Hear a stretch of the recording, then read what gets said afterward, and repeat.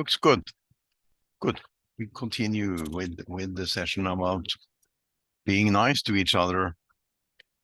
So not abusing the resources, and this is what one thing is abusing the resources. One is trying to get the most out of the resource you have been allocated.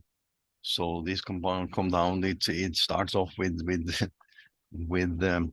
optimizing your programs, etc. And we could spend a semester on discussing this, but we'll give have some handy tricks and so on that you can play with and see that you are trying to behave reasonably well. Right, it's lagging. So running programs. It's one of the major uses of computers is to run computer programs. And somebody asked years ago, what's the other? Of course, that's not all computer programs. Some are actually at museums. But how to run? I mean, it doesn't go twice as fast with two turtles, but it can take twice as much as load. So the question is, what do you want to achieve with the computers? Do you want to have run it fast, or do you want to run high volume, or whatever the reason? You need to have some kind of knowledge of the resources you are going to use and the amount of resources that you request. Sometimes you have very small requests, and maybe you can run locally at your local university, and then you suddenly face yourself that I need more, then you have to use the national system. And if that's not enough, we have some heavy artillery in the back where you can put you up onto an international system. But the more resources you ask for, and the more cost that incurs for the people who actually provide them, the harder it is to get access. So because you are spending a lot of the taxpayer money. Again, the reason for spending the resources nice. And I will cover about the environment, and we'll talk about a little bit of scaling. So running programs, of course, you have the notion of interactive runs, reserve resources for interactive use, and set up for batch execution.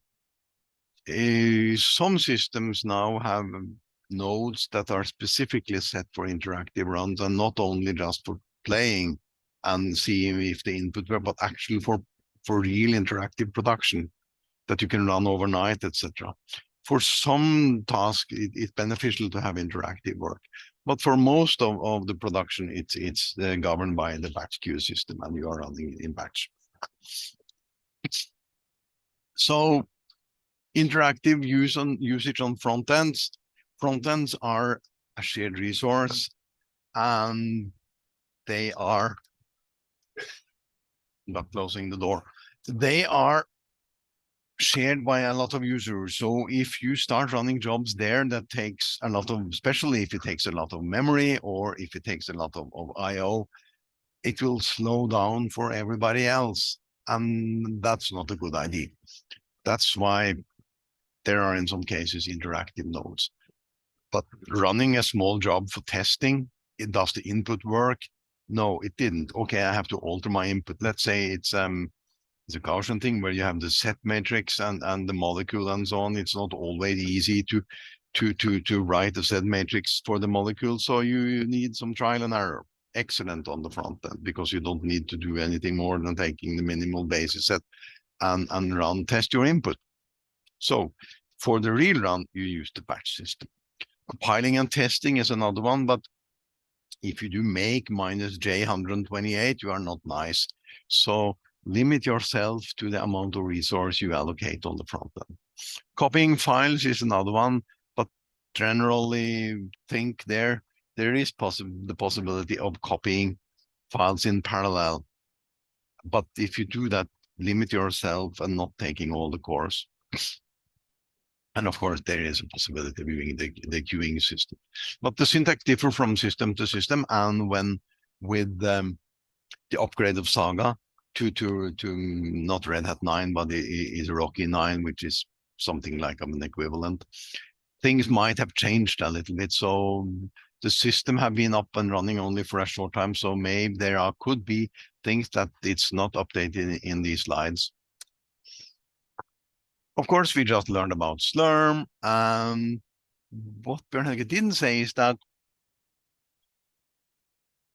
you use scripts.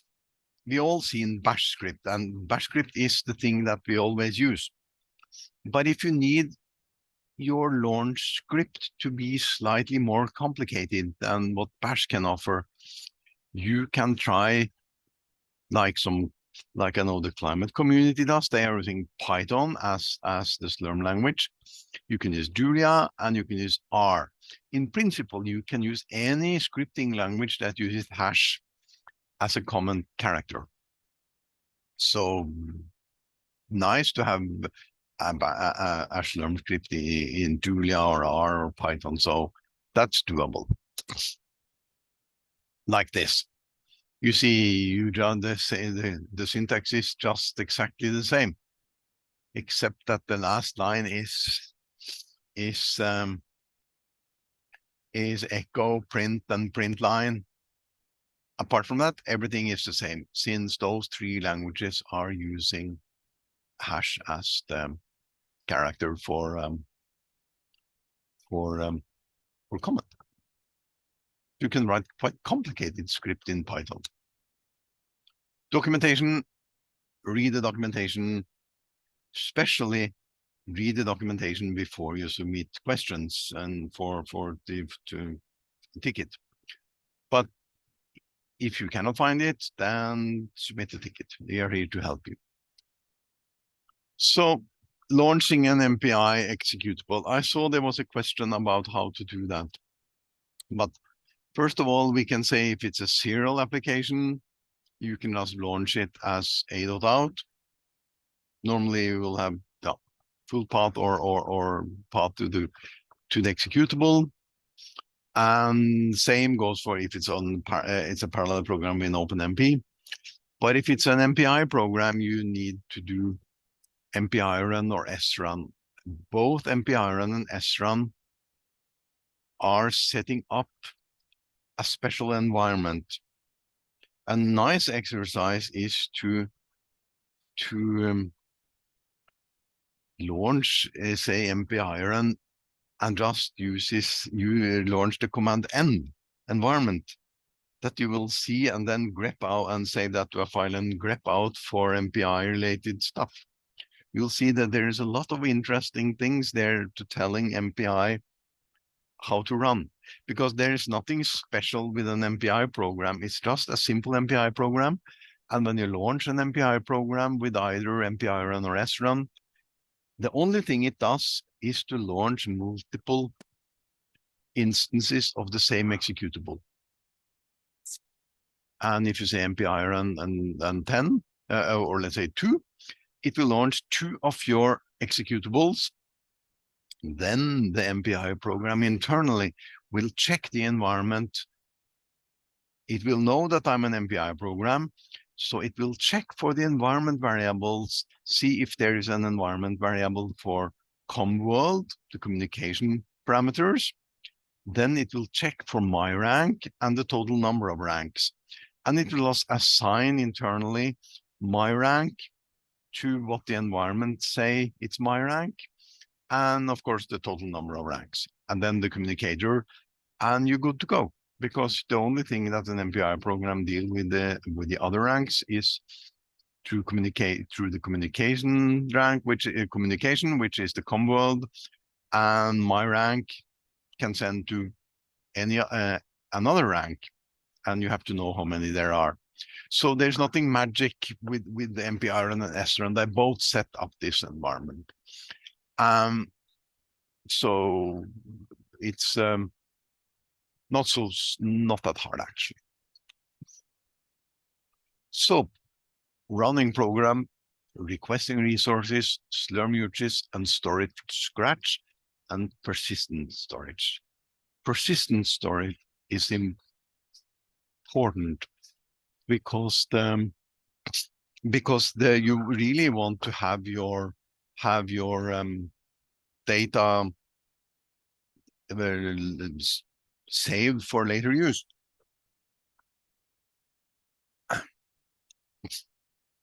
Number of nodes and number of cores. The S-batch will provide you here with one node and one nodes per task, etc. So the first one, number of nodes, control the number of nodes.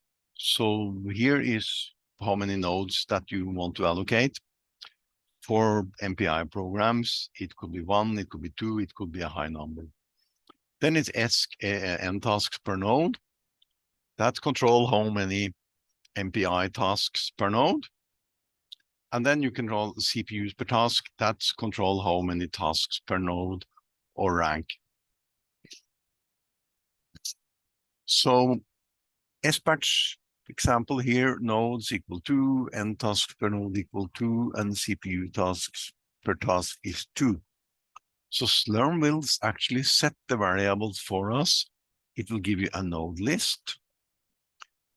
It will give you the number of nodes, number of tasks, number of end processors, tasks per node, Slurm CPUs on one node, and CPUs per tasks. And of course, OpenMP number of threads.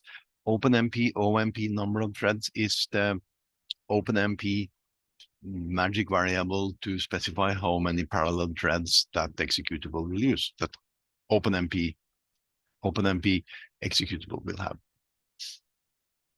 But there are other things we can set. We can say, here we'll see them. This is the magic things for the MPI. You see PMI size equals 4. That is the total number of ranks. And PMI ranks is 1, and then they are giving 1, the rank, and local ranks and rank ID, which is your actual one, the rank. My rank would be 1 in this case, and there will be 2 ranks per node. And local rank ID is 0. So these are the magic thing that the either MPI run or SRun will set for you. So this is nice to know as a reference how MPI is actually set up and to run behind the scenes. So a pure MPI RAB is fairly simple, 8 nodes, and then 128 tasks per node. This will be typical of Betsy. Yeah. Best practice is use n tasks per node equal to the number of cores in each node, but there are different ways of dealing with this, but generally is if you want to use the whole one. But for Betsy, you are allocated, the smallest amount of allocation is 1 node. But on Saga, you can allocate only a few. The smallest unit on Saga is a single core. So for shared memory, you only need 1 node because shared memory is shared memory, and you cannot share memory outside of a node. So there's only 1 node possible. And then you can set up how many CPUs per task you like. Of course, you are limited to amount of CPUs in the node, or the amount of CPUs that the program can utilize or scale to. In this case, I've used 8. And then the MPI run versus SRun, for most practical purposes, take the one you like. It doesn't really matter that much. They both set up the environment, so it will run anyway. MPI run is needed if you don't have any Slurm thing, because then you have to do everything yourself. So if you are running on your laptop, you need to do the NP, PN, and all of these things. All of this is taken care by Slurm, so you don't have to do anything. You just say MPI run a.out, and Slurm will set up the things behind the scenes. So don't use especially don't use the NP, because that can make some problems. So we can use both OpenMP with threads per rank. So in this case, I ask for 2 nodes. I ask for 2 tasks per node and 2 CPUs per node. So that will give us 4 MPI ranks, 2 per node and 2 threads per rank. And this is what it prints out. You see, it will print out from rank 0, 2 threads. It will print out from rank 1, 2 threads, and for 2, 2 threads, and for 3, 2 threads. So this is just an example of how it actually schedules and so on. Hybrid jobs are a little bit complicated because scaling of MPI, how many ranks are optimal? MPI generally tend to scale better than OpenMP because it's by nature much harder to write MPI programs, and people are programming with the mindset that are on MPI. Then you have the scaling of OpenMP, how many threads are optimal. It's not so hard. It's not easy to know that. You can start by having 2, 4, 6, 8, etc. and check. Some applications actually scale to more than that, but generally OpenMP is limited. So it's not easy to answer that question, how many are optimal. You have to actually do some trial and error. Let's say you just 1 iteration and see and record the timings and see how things are working out. Requesting memory will be covered in more depth and details tomorrow, but I am going to touch upon it so you can your unconscious mind can deal with this while you sleep overnight. The simplest way is to just check your output file. And you'll see here that the maximum RSS is 248 memory.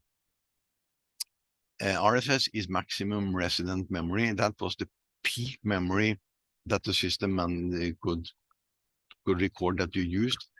It doesn't necessarily mean that you use that memory all the time. But if you have a peak memory for a short while, then that number will be there, and you need to request that peak for the maximum memory, because if you are overrunning the limit, you will be killed by the out of memory daemon, and your job will just be killed. So you need to allocate at least this amount of memory, your peak memory, and a little bit more, a few percent more to be safe, but not too much, because you are wasting money, wasting memory. That might also mean that you might be accounted for more cores than you actually use if you are wasting memory. Next thing that we will bring us over is storage during execution. Are all your input data available when your job starts? It could be that some of your input data is residing on the object store, which also is referred to as S3. Object storage is also, S3 is a type of object storage retrieval or interface to object storage, or they might be somewhere else. So maybe you should have the data staged to your area or some storage close to the cluster or on the cluster before you start. Next thing to consider during the run and the job setup is, how do you store the output data? Is there a lot of output data, or is it just a log file? Who knows? That's only you who can know that. So be careful where you store your output data. If it's a lot of output data that are just read and that are written once, then it could be on your home directory because you need to write it there anyway. It could be the project directory, or it could be the work directory. But the scratch directory is lost when the job finishes. So you need to stage it back before the job finish. So you need to place something called copying from scratch and to some more persistence at the end of the job. Scratch data, the simple thing is to use the environment variable $scratch, which have the benefit that it's cleaned automatically by the operating system or by Slurm. So you don't have to bother with it. But if there are things there that you definitely need to keep, you have to copy it out of scratch before the job finish. So you need a line in your job script that copy the data back. So have you considered access during a run? Some jobs actually read and write quite heavily during a run. If you have that, you might be well off by requesting your scratch or local scratch on the NVMe RAM, especially on Saga, who has that. Because that's much, much faster. And not only is it faster, but it's not really shared. If it's shared, it's only shared by the users on that single node. If you are using Scratch placed on the common file system, the parallel global file system, you are actually sharing the Scratch area with hundreds of other users. And if somebody are writing and reading very heavily from the parallel file system, you might incur a penalty that it will be slow for you. So the benefit of using the local Scratch is that you are either alone or sharing with a very few other users. Most of the time, if you specify the whole node, for instance, you are definitely alone, but it might be just one or two other users that you are sharing with. And local Scratch isn't that popular for some strange reason. So you are normally very well off, unless you need to share the Scratch data between different ranks in your MPI program. Some MPI programs are written so that they are sharing data between the ranks using files. And if those are on different machines, different hosts, and you are accessing the file locally, that might give you problems. So, but there are very, very, very few programs who actually do that. So the chance that you are in that situation is very small. So the other thing is that you have sequential or random access of the files. If you have random access, you are in a bad situation in any case, because random access is by nature very bad. If you think of the file as a tape, imagine you have two spools that with the tape on. We all see the tape that goes on running on computer. And some of you might recall that you have seen tape going back and forth. So if you are doing random access on a tape, you actually need to spool the tape back and forwards all the time in order to read a few bytes on the tape. So a disk is no different from a tape, except that they have glued on the tape to a spinning disk. But the disk is spinning, and there are the heads that can move back and forth on the disk. But it's still a mechanical process. Whether it's a tape or a disk, it's a mechanical, very slow process. So random access is bad in any case. So if you have random access, especially read, you are much, much better off by using NVMe RAM locally. And I already covered sharing on several nodes. So important, make sure all your input data is there. Don't let 1023 cores run idle just because a single core is copying. Stage the data. Writing log data. And it could be that redirecting unused data to dev null is a neat idea. So you are not writing them to file. that can save you quite a lot of compute power, because writing it to nothing, and it's quite cool.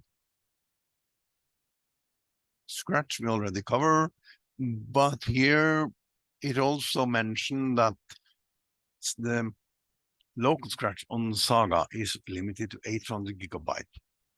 If you're running for Fox, for instance, and locally at UIO, we have local Scratch at first of all, the Scratch is local Scratch anyway, but there we have 7.5 terabyte on the interactive nodes and 3.5 terabyte on the compute node. So that's a bit more than Saga. If you have more needs than 800 gig, then unfortunately you have to use the parallel file system. So you're in a bad situation. Random access we already covered. The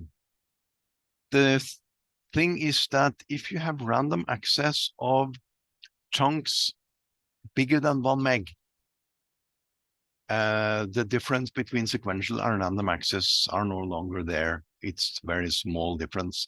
So if your chunks are big, like a megabyte or more, it doesn't really matter if you have local or sequential access. But for small chunks like 4K or 64K, it makes a huge difference. So any kind of random read should be placed on an NVMe RAM to avoid these mechanical thing of the past things that are mechanical disks or mechanical tape. I haven't gotten a ticket on my table about this, so I haven't have any tickets about MPI ranks that actually share data between files. So the problem might just be academic. And for the clusters on the national systems, local Scratch is located on the local Scratch, but you have to use the variable local Scratch. And the variable Scratch is on the parallel file system. But there might be other systems where there is no difference between Scratch and local Scratch, so they are always placed on a parallel, no, on a local NVMe RAM, like Fox is in that way. So yeah, the performance can be quite interesting. You see that for random read, if we are using the spinning disks, it will give us a 6.4 megabytes per second. Imagine that your processor is running at your processor, your 40 cores are running at gigahertz speed. The memory bandwidth is several hundred gigabytes per second. Suddenly, you are accessing a disk at 6.4 megabytes per second. This is unbelievably slow. It's so slow that you wouldn't really think it's possible. It is so slow that it's you know. Anyway, I could put up a lot of adjectives to try to describe it, but the number speaks for themselves. If we go to local Scratch and do random read, this is by the way, by 64K records. So I read 64K and then I go randomly somewhere else and read another 64K until I've read the whole file. And we get on local Scratch, which on memory, it's about 319 megabytes per second, which is much better. Most users select Scratch anyway. I made the histogram, as you can see, and I run an IO zone job. It took 20 hours on Scratch. It took 47 minutes on local Scratch. So the benefit of using local stretch is big. If you can use it, please do so. So environment mapping and binding and controlling the runtime environment by either OpenMP and MPI. But another thing, how are we on time?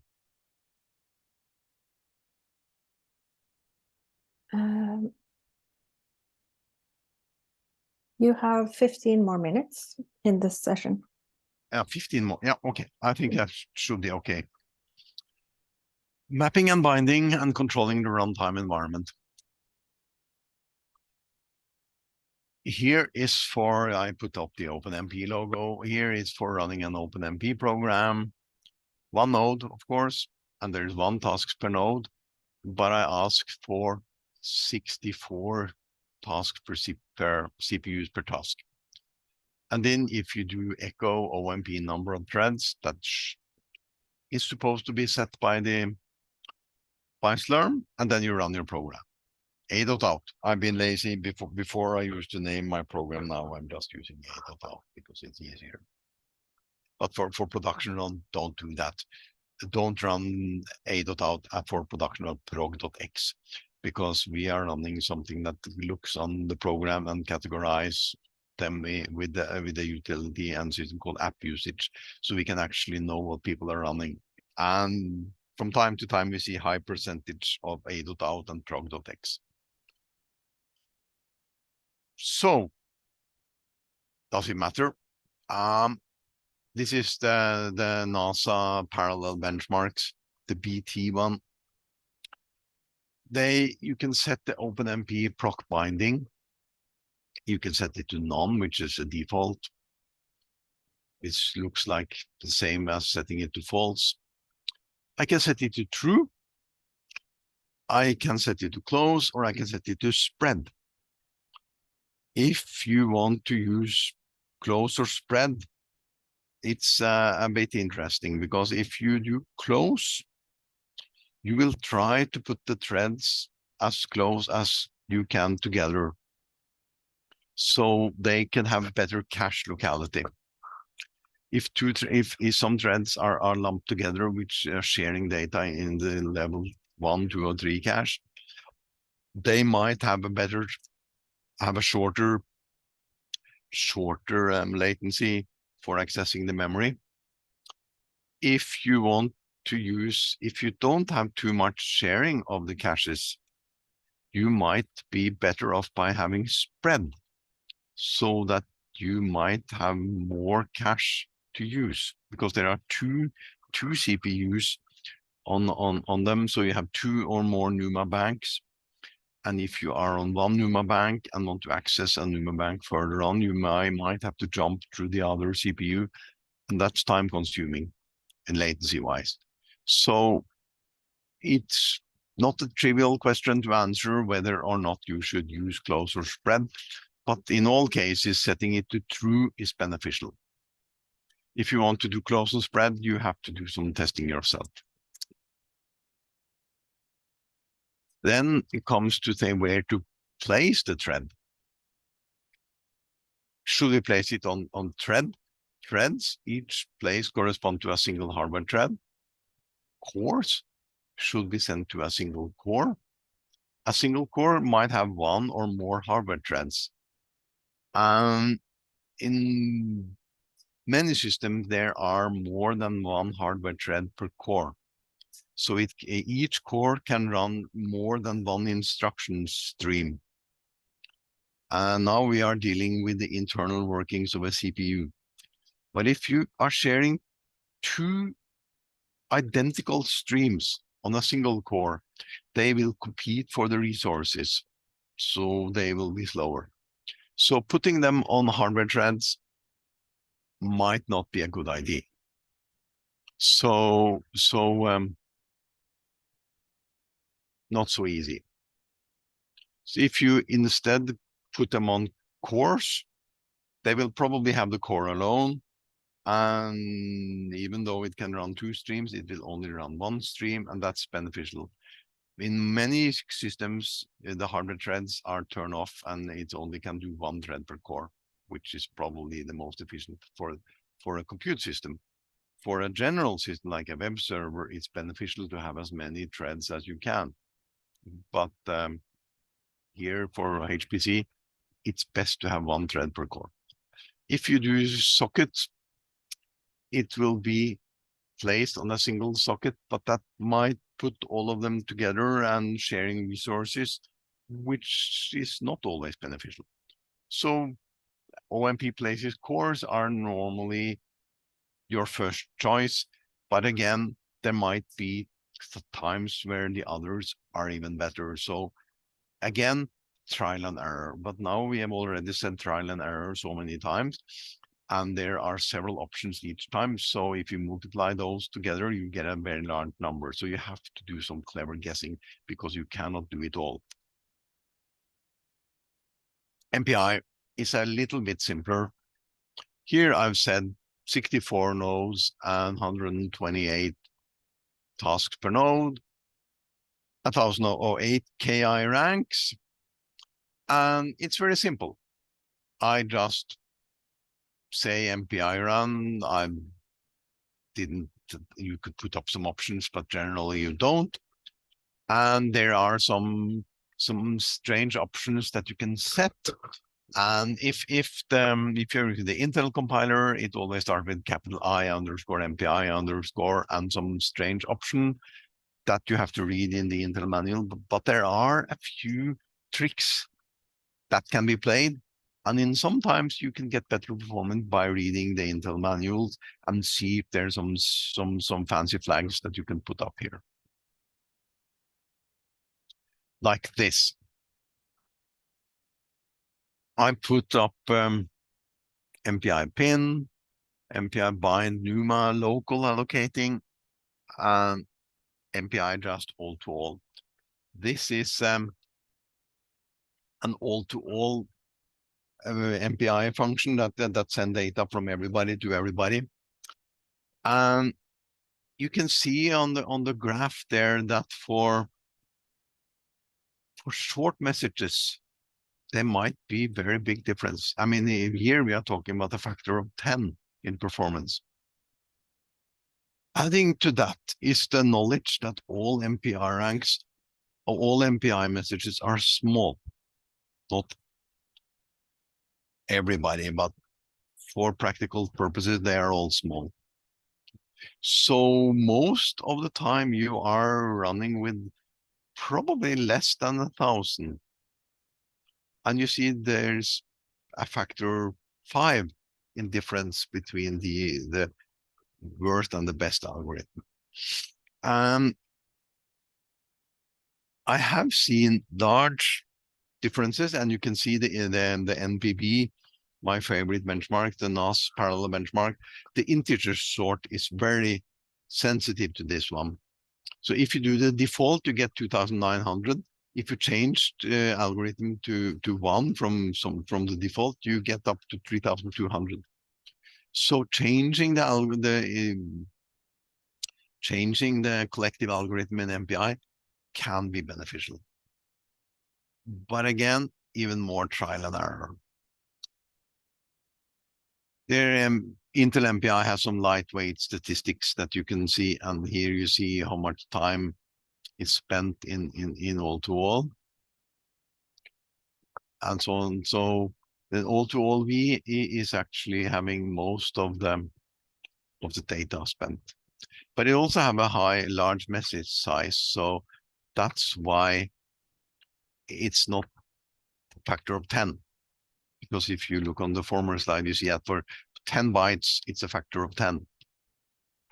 So, but this is the way you can see how your application is doing if you are using the Intel MPI. Then we are touching on scaling. Here I use a quick analysis of a run using a Slurm utility called SEP. S effective or whatever it's short. It gives us something, but now we'll continue just to go into the CPU efficiency. So my job is having an 82.6% effectiveness of the CPU. But you see the memory efficiency is only 6.2. So we have to dig into what do these numbers mean. To do that, we could in the past use something called the ARM Performance Reporter. Unfortunately, we are in some kind of limbo because we don't have access to this one anymore. So there might be, this is like equivalent to have a chocolate in your hand and showing it to the children. And when they reach out to take the chocolate, you just close your hand and say, enough fun for today, kids, which is mean. So I might be falling into this trap by showing you this very nice utility, but I'm hoping that we could get this up and running in the near future. This is giving you that to say the compute you spent 87.5% of the time is actually spent computing. 12.5% is spent in MPI, and there is nothing in IO. So then we can break down the 87.5% CPU time. What did it do?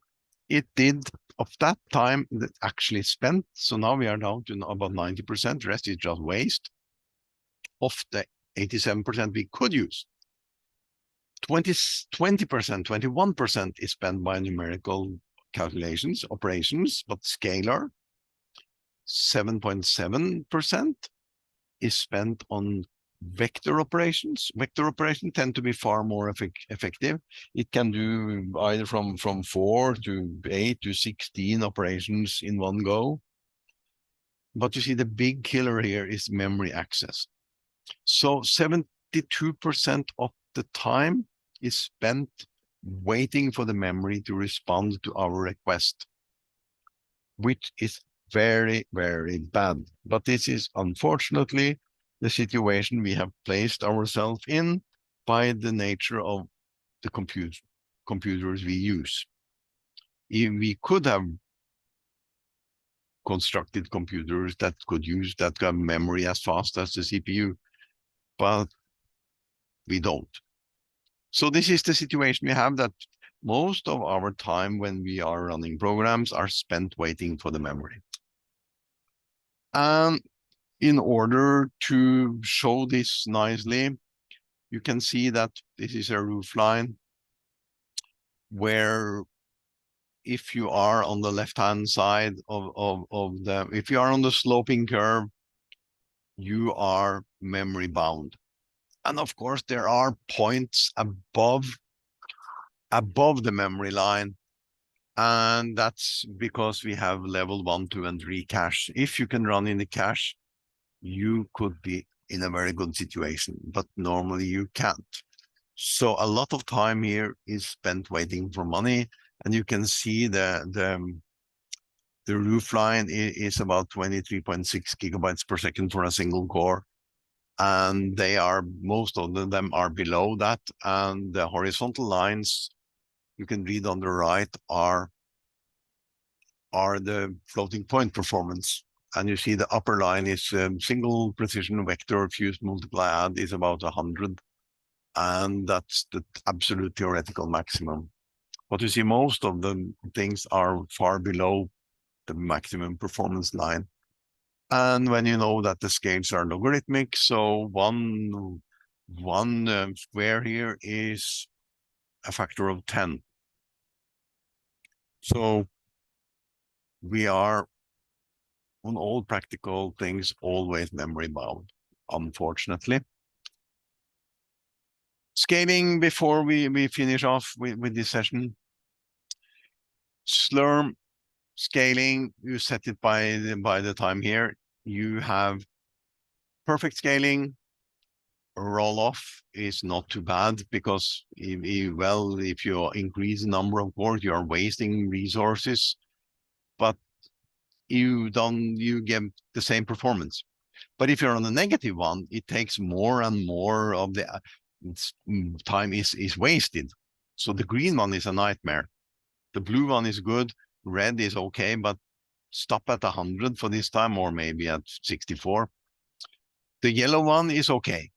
It's not perfect scaling, but it's a linear scale. So if you use more cores, you get higher performance. So this is the kind of sheet that you should try to make yourself. With your input and your application, the scaling test. I did that on the NAS parallel benchmark, the NVP. And you see, you scale nicely from 2 to 4 to 8 to 16, but going to 32, it takes longer time. You actually get less performance when you double the number of cores. Very, very bad. Not only are you wasting 16 cores here, but your performance is lower. And there's a lot of programs that runs at higher core count than is beneficial. So again, this is something that you should absolutely try yourself and look into scaling. Check scaling. It cannot be repeated enough times. So that concludes this session.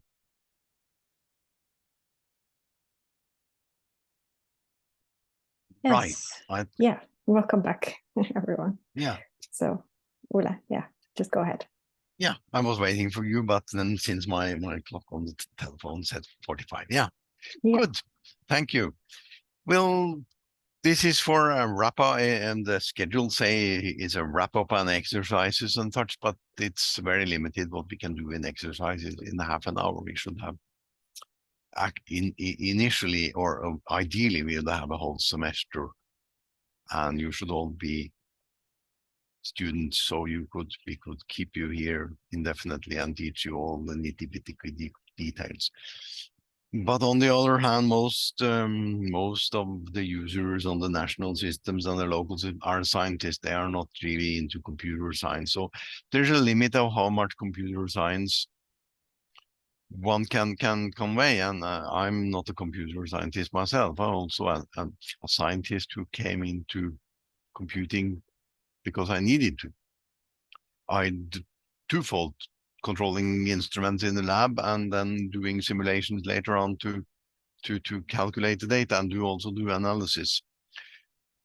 But now we are facing that we are using resources that are expensive, like Betsy cost 150 million Norwegian, Saga less, but in any way we are using very expensive equipment, and wasting resources is really bad. You can sit down and calculate the hourly cost per core, and then you can calculate how many cores you are wasting or using. And then again, let's assume that you are on the green curve here, and you are wasting, maybe you should be very good at 16 cores and you are running 1,000 cores, and it takes X amount of times longer, 5 times longer, for instance, since this is a logarithmic scale. You can think of that will cost you a lot of money, and if you were paying out of your own pocket, you'll probably be reconsidering whether or not it's efficient or not. So we'll take a look into this one here. So I thought I might be spending the time doing some tests, but before doing that, there was an interesting question on the HackMD. It actually brought up the thing that why do you need MPI and so on, and how to use MPI, when to use, etc.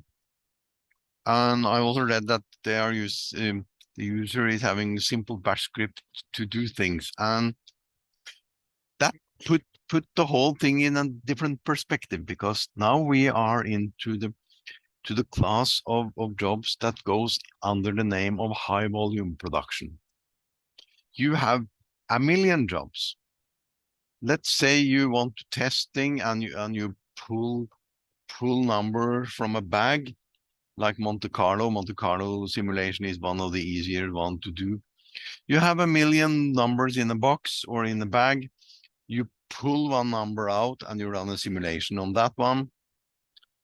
And all simulations are totally independent of any other simulations. Then we are in the class of parallel programs called naturally parallel. They can be run totally independent of each other. And now we are also dealing with the question that you should say my laptop is faster than your supercomputer. Yet of course it is. I mean, your laptop has 4 cores. If you're lucky, it have 8 cores. Maybe if it had 2 cores, they are generally much faster than the cores on the supercomputer. But then again, the supercomputer has, first of all, normally far more memory. In addition, we have on Betsy 172,000 cores. That would mean that you need to have half of that in laptop or a quarter, depending on how many cores your laptop have. That means that you have tens of thousands of laptops to run that, and you don't have that. And if you had 1,000 laptops, 10,000 laptops, how would you program it? You would need a system of you couldn't go around with 10,000 keyboards and enter things on the laptops on 10,000 laptops. Impossible. So you need a way of dealing with an infrastructure to run things in parallel. And there are different ways of doing. Because of that question, I'll show you an example later on how to do embarrassingly program things, because there is something called array run, which is one of the helpers that you can have. But for the time being, we concentrate on scaling, because this is probably the most important thing about running on supercomputer and in parallel programming that you will ever come across, because this is so much. This is run every day. Hundreds of jobs are run, thousands of jobs are run every day in parallel, and we don't really know if they are running efficiently or not. If you look on the curve here, you'll see that if I am running at 32 or even more, it takes much longer time than if I'm running on 16. So few people actually do these scaling tests. That's why I made an example that we could review. Now you should be able to see a screen with a terminal. Is that okay? Yes. Good.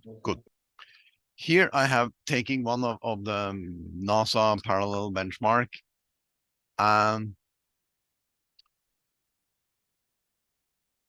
I have first of all, there is a mistake in there. It shouldn't be 84, it should be 87. I could run also in yeah. So this is the setup file, and we could actually try to run, see if it works. It's been submitted. We have a Slurm output file. Yeah, because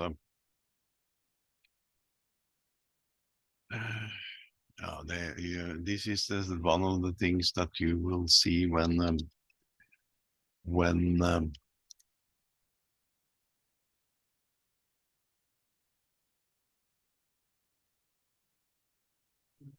Maybe you need to do model purge.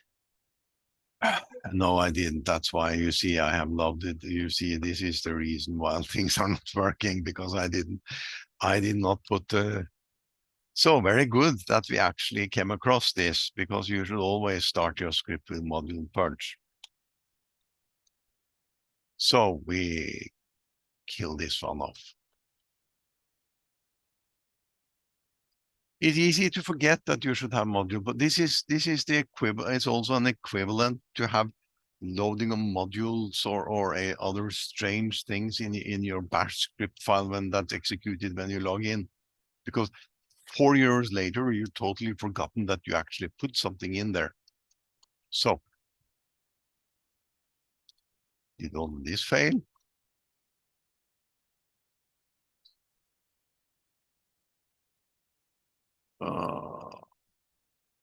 Yeah. And it says here, I was sleeping in class, I didn't pay attention. Sorry, my thing. I've been accused for teaching bad things when I say exclamation mark SBA, because it can be dangerous. Yes, it can. If you did some RM or other things that you shouldn't do, be careful with that one. I'll knock out a few of these.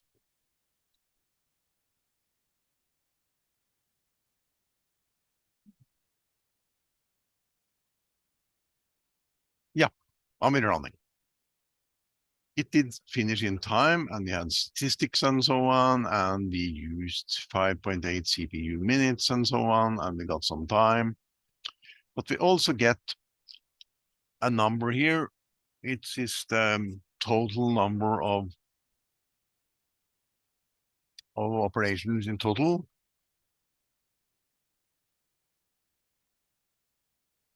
So if we were to run this with, let's say 36, I deliberately made this a very short one, so we won't have to wait too long. And I also cheated here because I already have some data available. But we'll take a look on what's happening for this on this one. Done. Okay.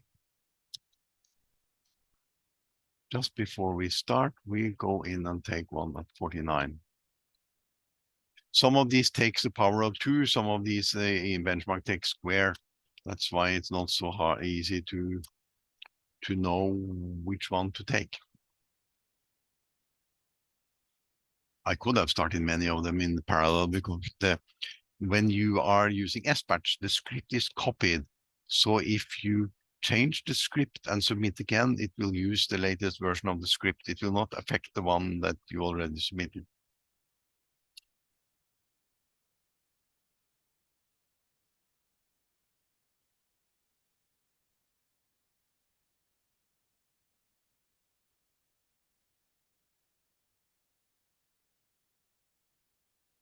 Total.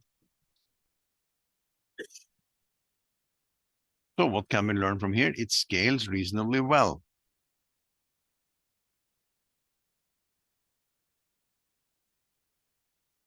We can even go to 64. 64 is both a square number and a 2.2 number. So let's see, an interesting number.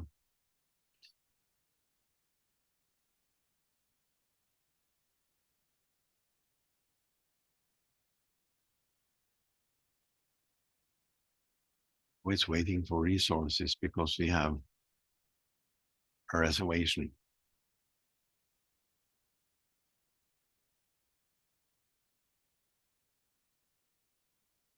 This is a trick for those of you who don't know it. 88, no, 862. We can just tail the output and see what's going on. Not very much.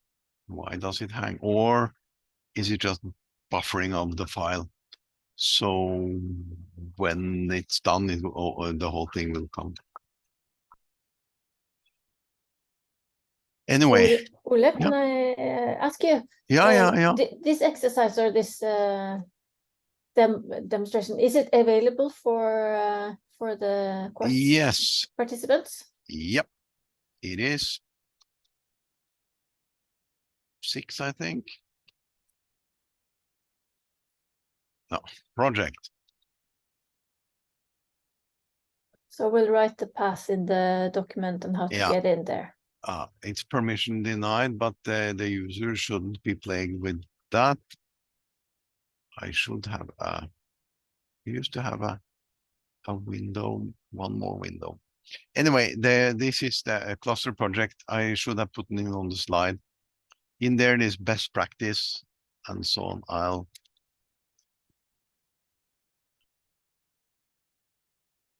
Some of these windows have been in there for some time before I was given access to that. So was that so cluster projects and then 9986K, is that the full path? Or is it 7? It's 7 this time.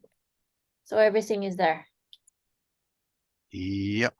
Maybe if I try 7, I still get permission in that, but I can do better. I can move this over here.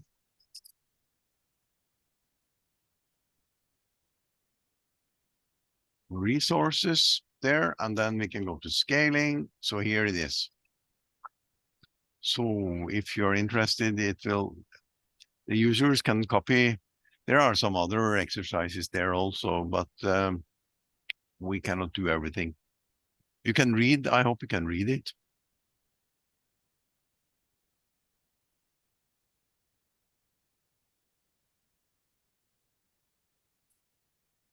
So for the users who are interested to run these exercises, which I think you should.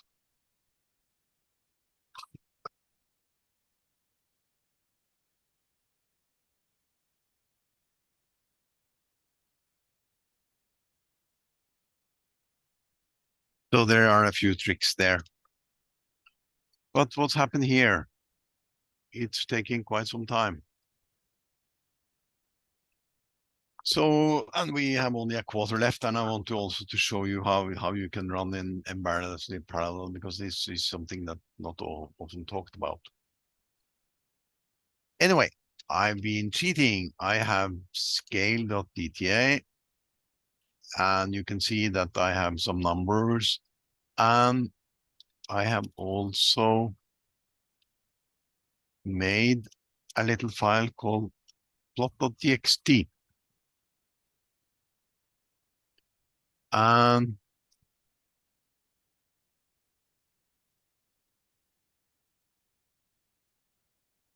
purge the module. Okay, that was no problem. And there is a plotting program which I used to love very much in the early 90s. So it's a very ancient one, but it's still quite nice because it makes very nice graph, even though most people today would make graphs by Python. But this is an interactive tool that can be quite nice. So if we start up XMGrade, now we just hope that the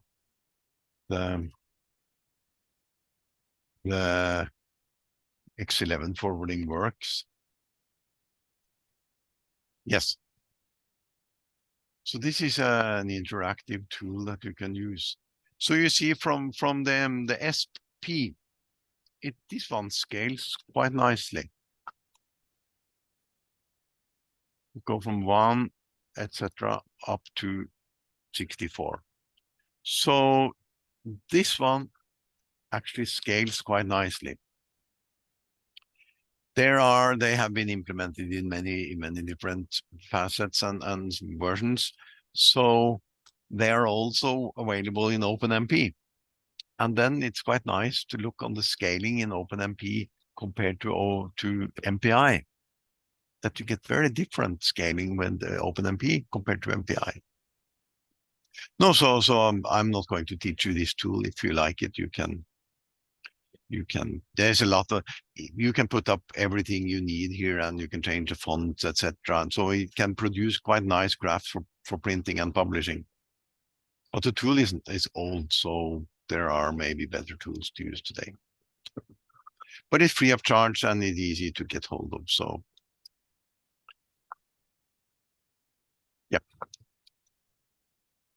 It takes forever, this one I put in, so we cancel.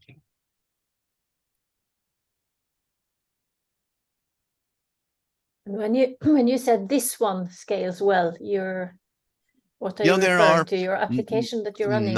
Yeah, NAS parallel benchmark comes in a lot of variations. So there are many of them, of which I showed earlier today, the integer sort. So there are some of them doesn't scale and some scale very well with MPI. So I thought for once I will give something that actually scale. But one of them is the BT, sorry, Bravo Tango. That one doesn't scale very well. And if I were running OpenMP, OpenMP, it will scale worse. But generally, MPI program scales very nicely. So it's basically just to give an example of kind of the different applications will scale well and different others will not scale well. Absolutely correct, Mike. Yeah. Some scale good, and like the application that run most CPU hours on the national systems called Bifrost. It's a stellar atmosphere application. It can scale to 100,000s, of course. It can scale out Betsy. And it's very well written. And MPI programs can, in principle, be written very, very nicely because all ranks are independent executables. So if you don't do any communication, it will scale perfect.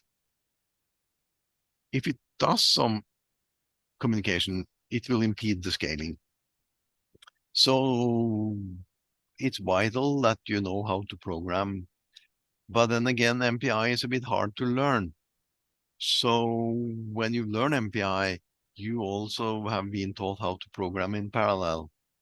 So it's a steep learning curve to program MPI, but soon as you overcome take the first step, it's not really that hard anymore. Then it's an uphill work. So, but you don't meet any more steps that you don't understand anything until you have climbed over the first step. Up from that, there is only an uphill struggle to get it better and to learn more MPI. MPI is quite complex. It's been around for more than 30 years.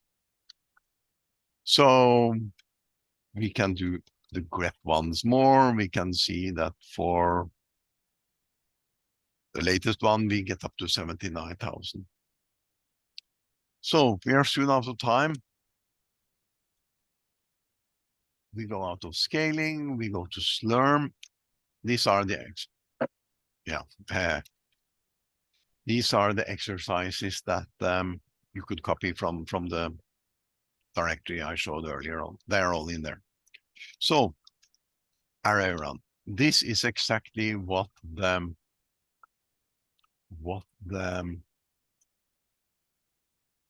question on the HackMD was about. Here is a different, I'm not sure if people can run in 99, 97, but I can. So if I submit this one, it might start. Yeah, but it only run. It wouldn't run. Huh. Anyway, the thing is here that we are using the concept of array run.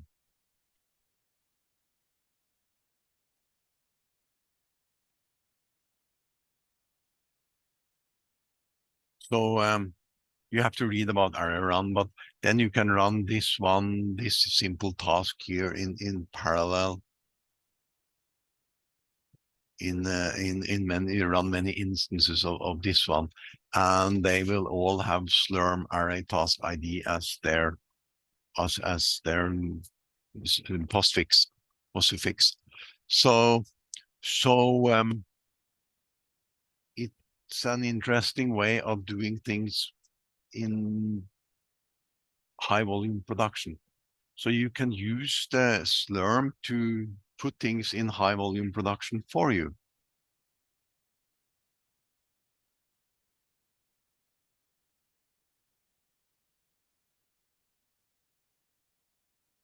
I see there's a couple of things missing here, but this is, you have to read about array run in the documentation. That leaves us, and then I also made something that you could take a look on local scratch. That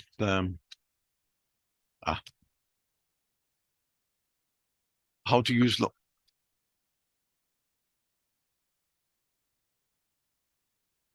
local scratch. You specified special resource, general resource, local scratch, and the size that you want to have. Here's an older reservation, so you have to edit that. I didn't have time to update all this because I hadn't actually planned to do this today. But this is how you get local scratch on Saga. You use the general resource flag, local scratch, and column, and how many gig you want. And if you run this, it will print out the path to local scratch. So this might be a very good idea for many cases where you need local scratch. So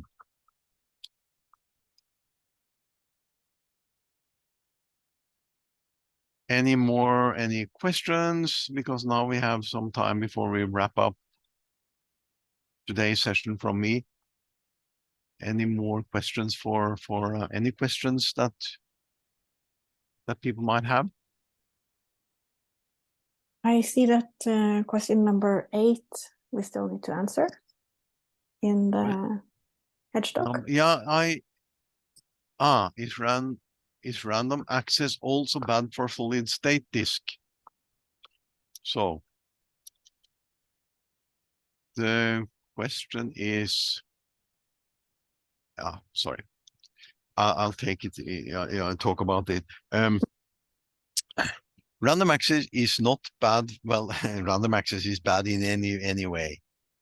Even random access memory is bad. So any kind of random access is bad. But how bad it actually turn out to be is depending on the media. If you, I have time, I have 4 minutes to wrap this up. We can take the memory, and it just gets progressively worse. The memory is accessed in 8-byte words. So there are the smallest amount of memory you can access from the memory chips itself is 64 bits, 8 bytes. So you ask for an address, and the memory will respond 8 bytes to be transferred into the CPU. But the CPU cannot deal with 8 bytes. The smallest amount the CPU can handle is a cache line. So the CPU is actually need to pull in a cache line from memory for each access. The cache line is 64 byte. So you need to fill up the cache line, you need to schedule 8 transfers from memory to fill the cache line. They are good because they come contiguous, so they are back to back. So there is 64 byte in one single part of memory. So it's actually easy to schedule for the memory system. So because the address is just incremented by 8, so that's simple. But it takes a significant amount of time to fill the cache line. Now, assume that I want to read only a character, a letter, character, 8 bits, 1 byte. So I read 1 byte randomly, and then I want to read a character from somewhere else randomly in the memory. So I need to do the whole process again. I'm wasting 63 bytes of memory. 63 bytes of transferred data is just waste. I only use 1/64, one of 64, every 64. So 64 of them are gone.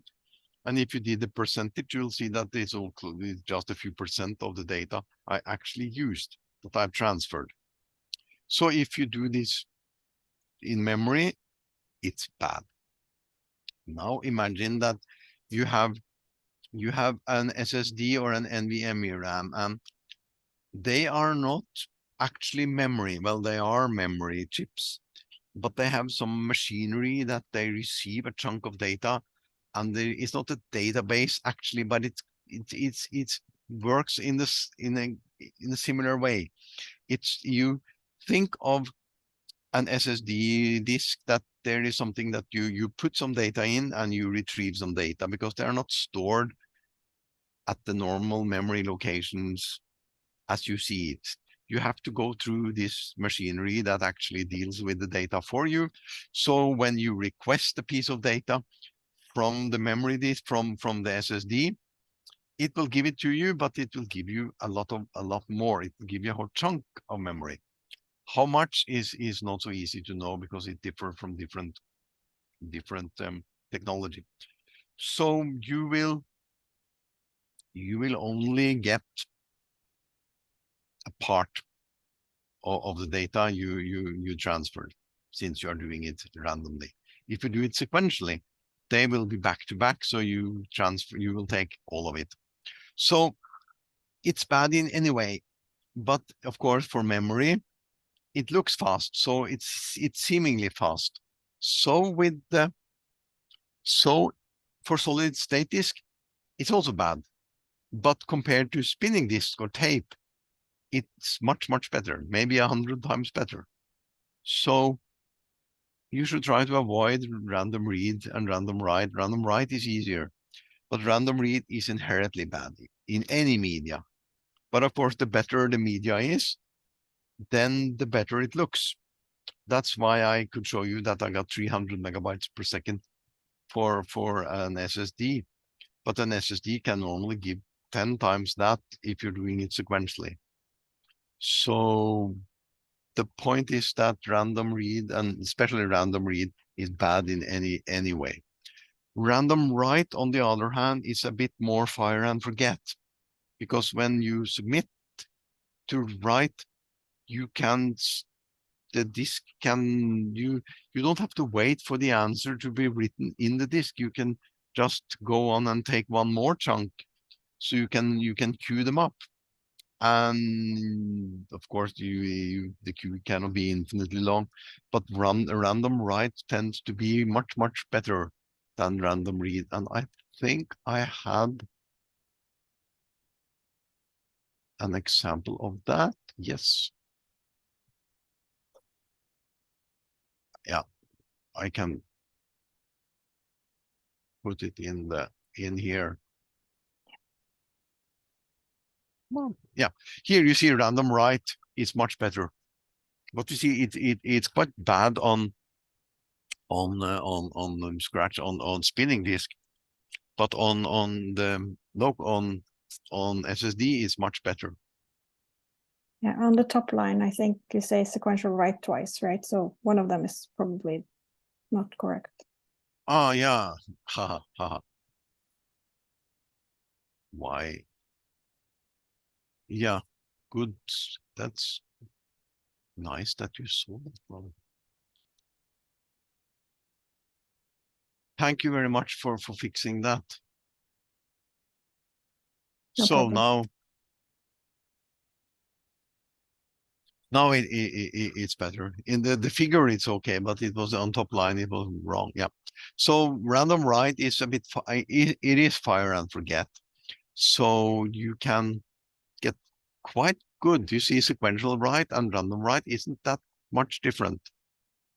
But you see, random read is bad in any direction, in any media. So sometimes it's needed. There's nothing you can do. But if you can circumvent it and do something better, please do. But I think we reached the end of our time limit, so time for a break.